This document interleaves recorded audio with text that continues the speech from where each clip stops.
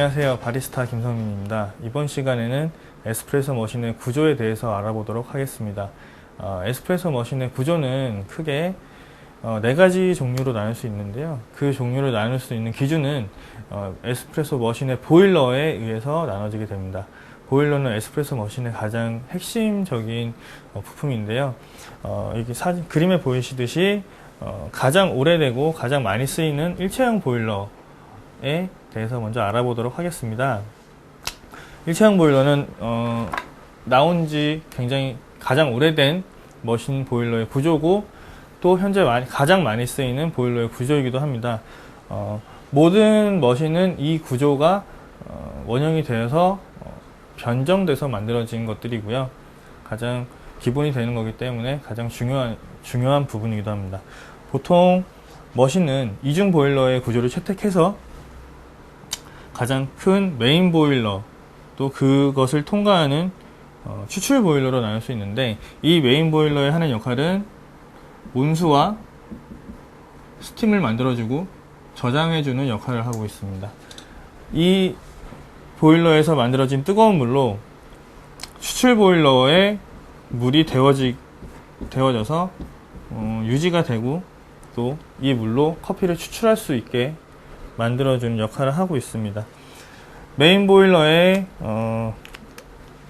물은 보통 60%에서 70% 정도 항상 저장이 되어 있는데, 이유는 너무 물이 많이 저장되어 있으면 스팀이 약하게 저장이 되고요. 스팀 저장량이 별로 없어서 약하게 저장이 되고, 또 물이 너무 적게 저장이 되어 있다고 하면 너무 많은 스팀이 발생되기 때문에 보일러가 터질 위험이 있습니다. 그래서 보통 60%에서 70% 정도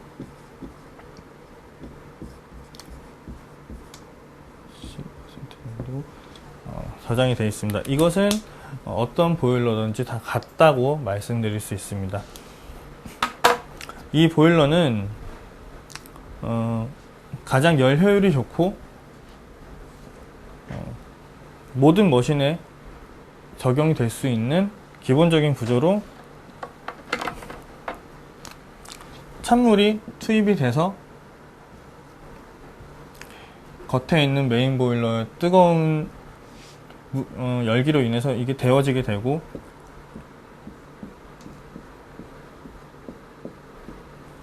추출관을 통해서 그룹 헤드로 나와서 커피가 추출되게 됩니다. 이 보일러의 가장 큰 단점은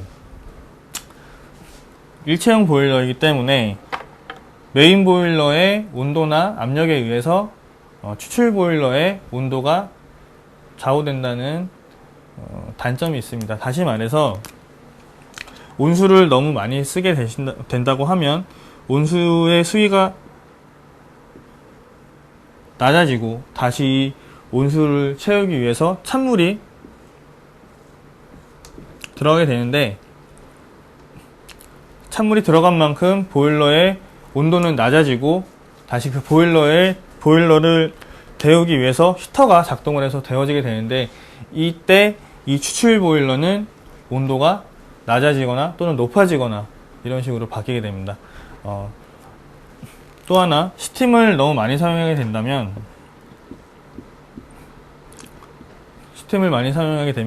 이 스팀의 압력이 낮아집니다.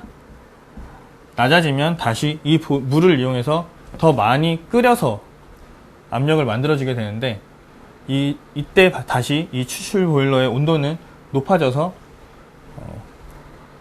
추출되는 이 온도는 다시 높아지게 됩니다. 이렇게 높아진 온도는 커피를 추출할 때 안 좋은 맛을 이끌어내기도 하고요. 또 낮아진 온도로 추출하게 되면은 원하는 만큼 맛을 추출하지 못하기 때문에 굉장히 완벽한 에스프레소를 기대하기 힘들다는 그런 단점이 또 있습니다.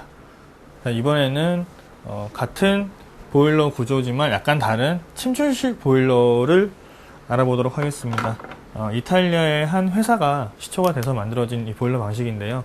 아까랑 다른 점은 아까는 찬물이 아래에서 위로 통과를 하면서 데워졌다고 하면, 지금은 보일러를 심은 상태에서 위에서 찬물이 들어오고 다시 위로 나가는 그런 구조로 만들어졌습니다.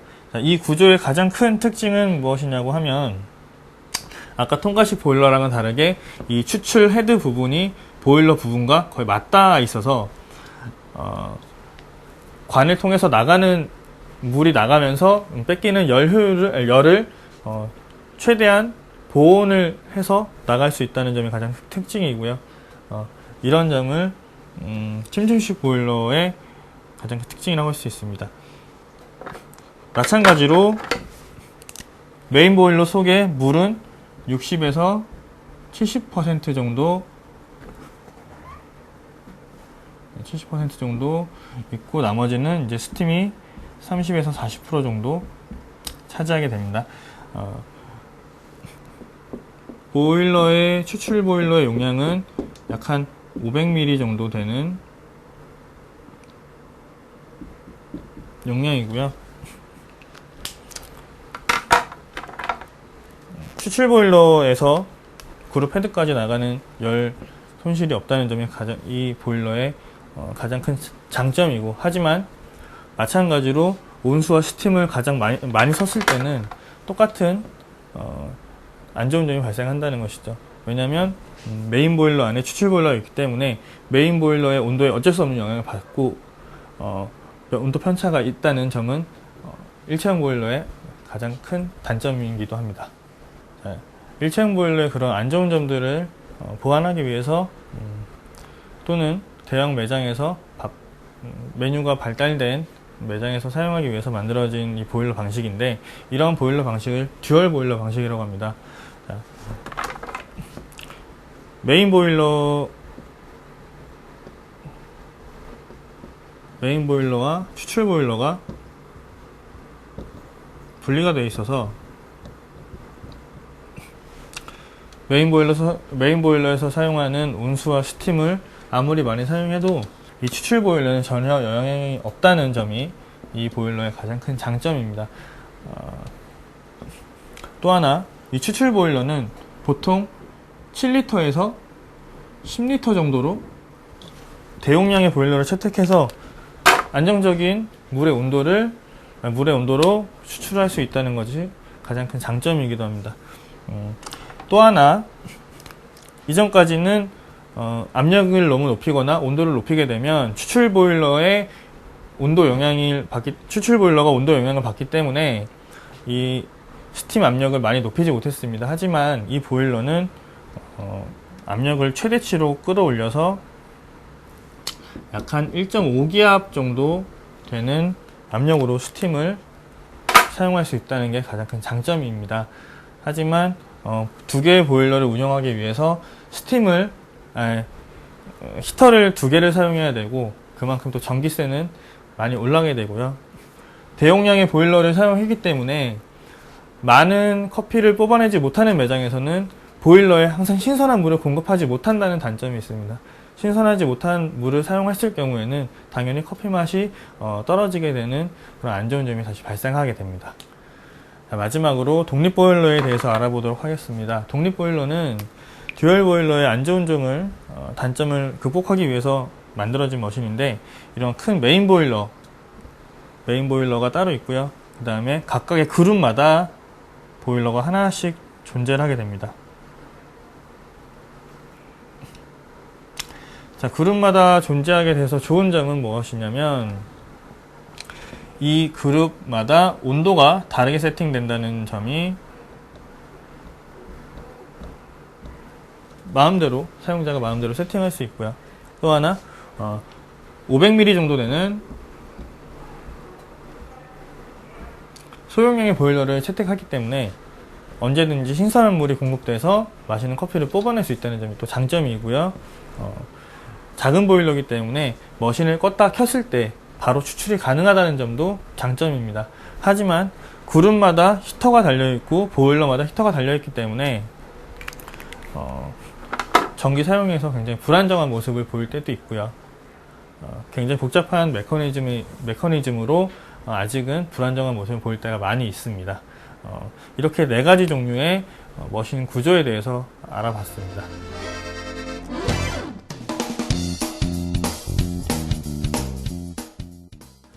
에스프레소 머신의 구조는 크게 두 가지, 더 크게 다시 네 가지로 나눌 수 있습니다.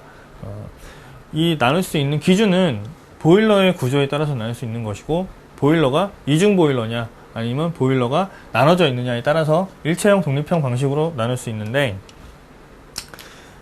통과식 보일러의 경우 가장 오래된 보일러 구조고요. 가장 널리 쓰이는 보일러의 구조입니다. 시중에 한 70% 정도 많이 사용하고 있고,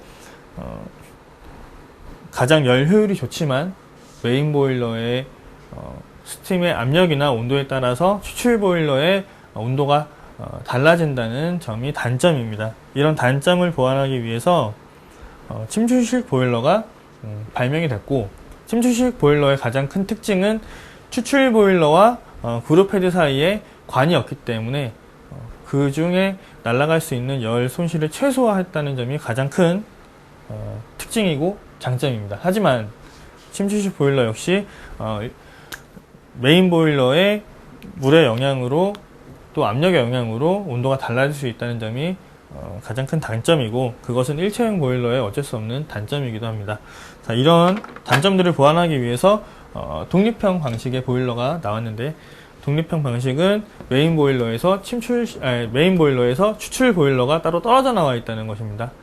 자, 이것을 다시 세분화하면 큰 보일러가 여러 가지 그룹을 같이 물을 공급하느냐 아니면 그룹 헤드마다 보일러가 각자 있느냐에 따라서 듀얼 방식, 독립 방식이 나와 있고요.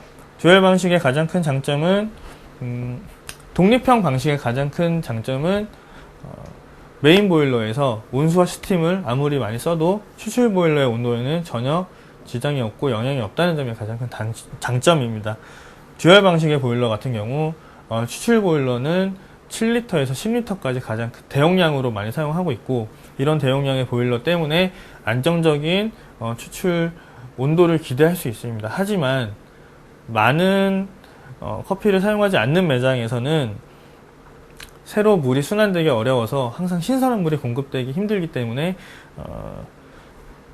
커피 맛에 안 좋은 영향을 미칠 수 있고, 이런 점을 보완하기 위해서 독립 방식의 보일러가 새로 나왔고, 독립형 보일러의 가장 큰 장점은 그룹마다 500ml 정도 되는 소용량의 보일러가 채택돼서 언제나 신선한 물을 공급할 수 있고, 껐다 켰을 때 빨리 추출을 할 수 있다는 것이 가장 큰 장점인데, 하지만 복잡한 메커니즘과 이런저런 이유로 인해서 아직은 사용하기 좀 불안하다는 점이 이 보일러의 단점입니다. 지금까지 보신 보일러 구조에 대해서 알아봤습니다. 감사합니다.